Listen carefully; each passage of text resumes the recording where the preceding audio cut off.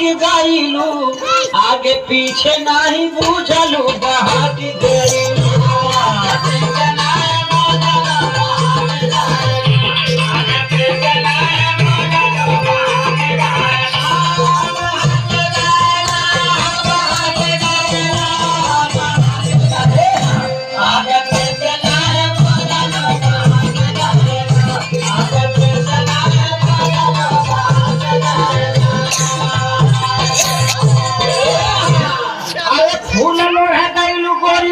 फुलवारिया अमलिया के बेटा तोहर भइल सयाचारिया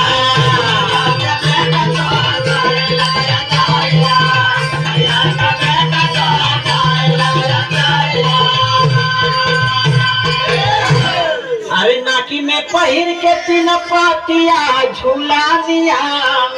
अपना का मेला देख जाए दिल जनिया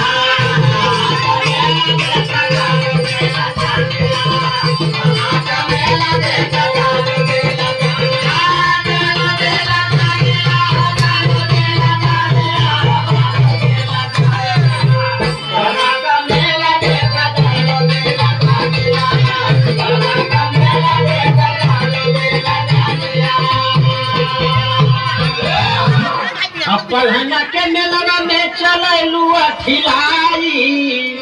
तोहके बोलाव मन रखना हलुआई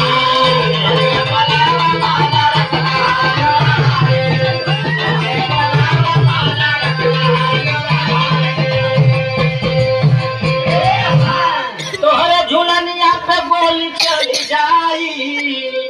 बड़ी मीठी लागल तोहार गोली चिर